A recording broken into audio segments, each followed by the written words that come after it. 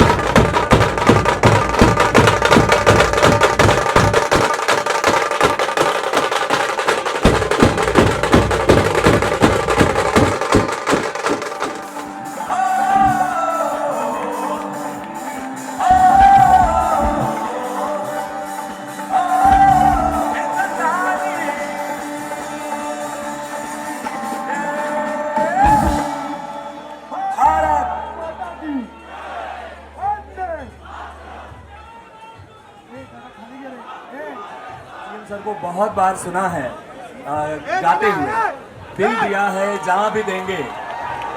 वो sir 2 line 4 line जो भी आप गाएंगे हमें बहुत अच्छा लगेगा। होना चाहिए ना, होना चाहिए ना sir.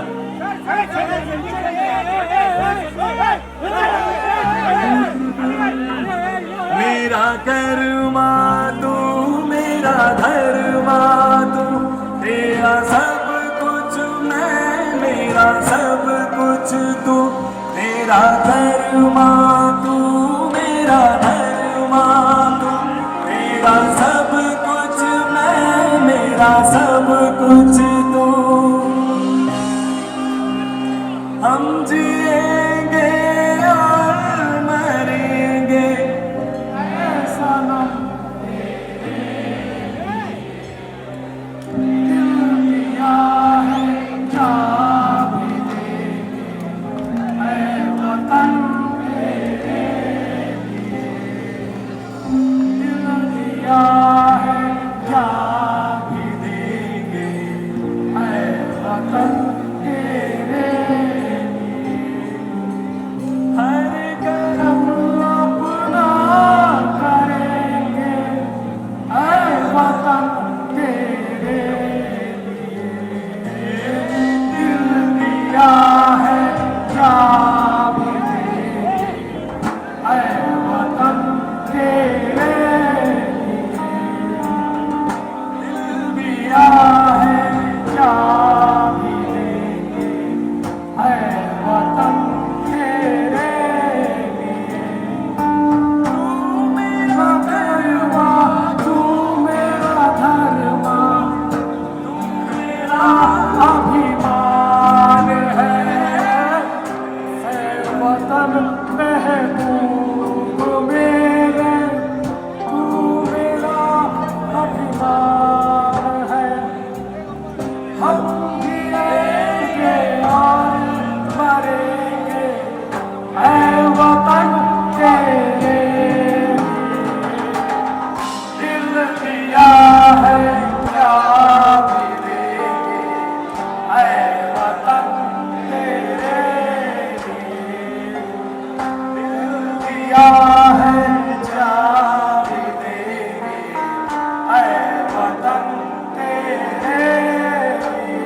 Thank you so much sir, और थैंक यू आप सभी की तरफ से। प्लीज वंदे वंदे।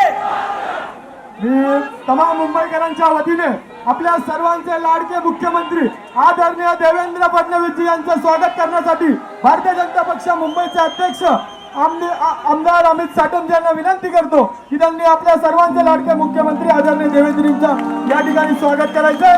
भारत माता की। मी या ठिकाणी आपल्या सर्वांचे लाडके मुख्यमंत्री देवाभाऊ यांना विनंती करतो की त्यांनी तमाम मुंबईकरांना महाराज प्रौढ प्रताप पुरंदर क्षत्रिय कुलावतंस सिंहासनाधीश्वर मुघल दल संहारक भोसले कुलदीपक राजाधिराज छत्रपती शिवाजी महाराज की।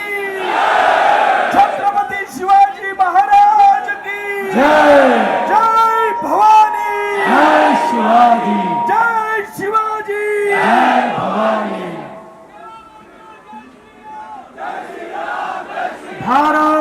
भारत माता की।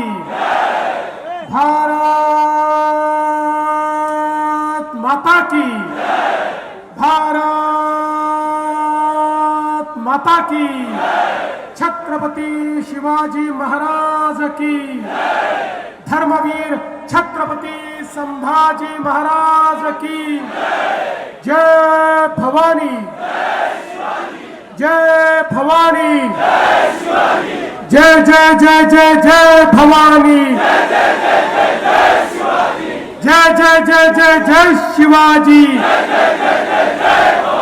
वंदे वंदे वंदे वंदे वंदे भारत माता की। हिंदवी स्वराज्याचे सरसंस्थापक छत्रपती शिवरायांना मानाचा मुजरा करतो। भारतीय राज्यघटनेचे शिल्पकार भारतरत्न डॉक्टर बाबासाहेब आंबेडकर यांना मानवंदना अर्पित करतो। आज या ठिकाणी उपस्थित आपले महाराष्ट्राचे अध्यक्ष रवींद्र चव्हाणजी, मुंबईचे आपले अध्यक्ष अमित साटमजी, सन्माननीय मंत्री मंगलप्रभात लोढाजी, मुंबईच्या सन्माननीय महापौर रितू तावडे, या ठिकाणी उपस्थित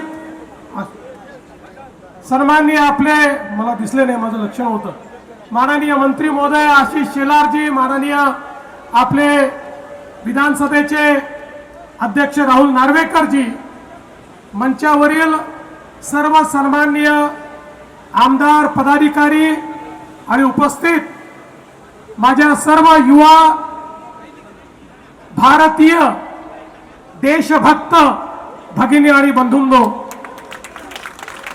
आज खरं म्हणजे मला दोन सागर दिसतायत। एक आपला हिंद महासागर समोर दिसतोय आणि दुसरीकडे तिरंग्याचा महासागर मला या ठिकाणी पाहायला मिळतोय।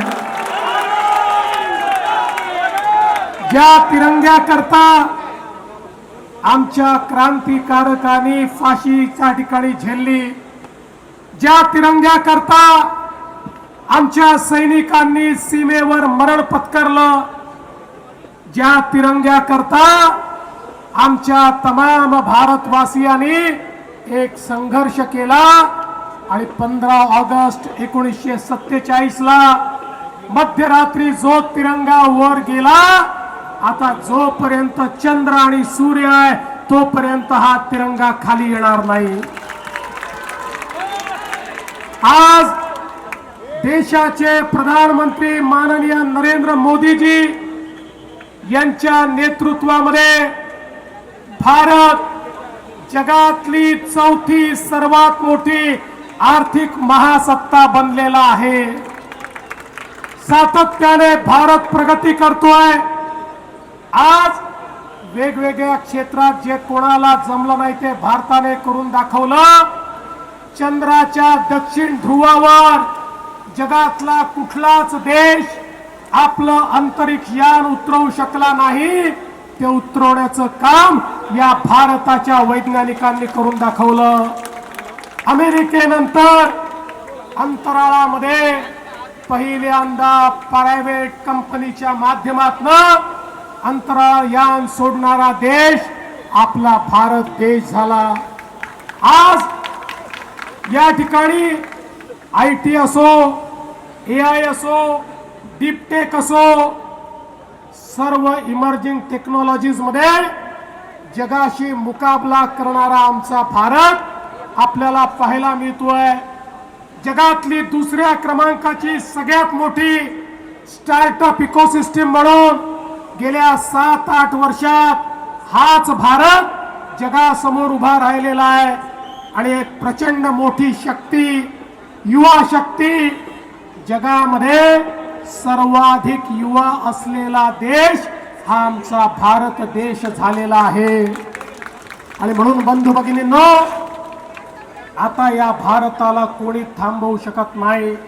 हे खरंय, काही शक्ती भारताला थांबवायचा प्रयत्न करतायत, काही परकीय शक्ती देखील हा प्रयत्न करतायत की भारताची घोडदौड थांबली पाहिजे।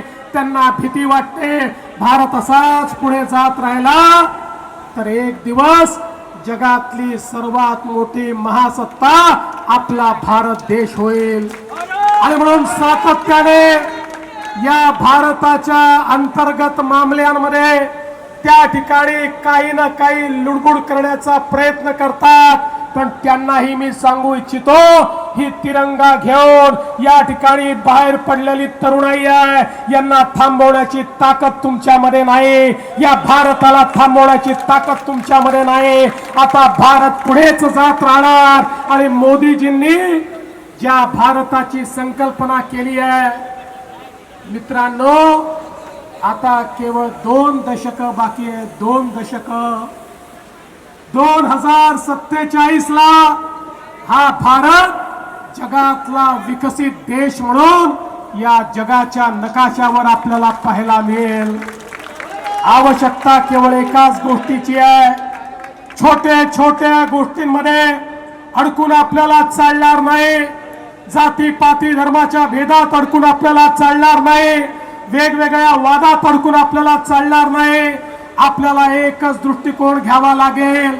आपल्याला एकच मंत्र घ्यावा लागेल. आम्ही एक साथ चलू, आम्ही एकत्रित चलू, कदम से कदम मिलाकर चलेंगे, तिरंगा हाथ में लेकर चलेंगे, तिरंगे की आन बान और शान के लिए एक साथ जिएंगे और एक साथ मरेंगे. अशा प्रकारचा विचार घेऊन जर आपण पुढे गेलो तो मां कसम भारत को कोई रोक नहीं सकता. भारत को रोकने की ताकत किसी की नहीं है. आणि म्हणून मी तुम्हाला एवढं सांगण्याकरता आलो आहे. आज जरी तिरंगा यात्रा आपण काढत असलो तरी तिरंगा आमच्या मनामध्ये आहे. तिरंग्याचा सन्मान आमच्या मनामध्ये आहे. या भारताचं संविधान आमच्या मनामध्ये आहे. या भारताचा स्वाभिमान तो आमच्या मनामध्ये आहे. हा स्वाभिमान या ठिकाणी सातत्याने जागृत ठेवून आणि नवभारताची जी संकल्पना मोदीजींनी मांडली आहे तो नवभारत तयार करण्याची जबाबदारी आता तुमची सगळ्यांची आपली आहे. ही जबाबदारी येत्या काळामध्ये आपण पार पाडू आणि जबाबदारी जर आपण पार पाडली तरच हा तिरंगा हाती घेण्याला काही ना काही अर्थ आहे. तरच तिरंगा हाती घेण्याची या ठिकाणी खऱ्या अर्थानं आपली क्षमता आहे. मी पुन्हा एकदा 15 ऑगस्टला येणाऱ्या भारतीय स्वातंत्र्य दिनाच्या आपल्याला शुभेच्छा देतो. 9 ऑगस्टला क्रांती दिन होता.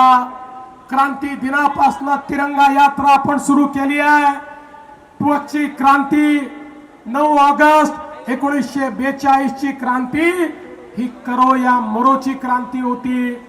1942 ची क्रांती ही भारत छोडोची होती. आताची क्रांती ही करो या मरोची आहे, पण ती विकसित भारत तयार करण्याकरता करो या मरोची आहे. आताची क्रांती ही या भारत विरोधी शक्तींना भारत छोडो म्हणण्याची क्रांती आहे.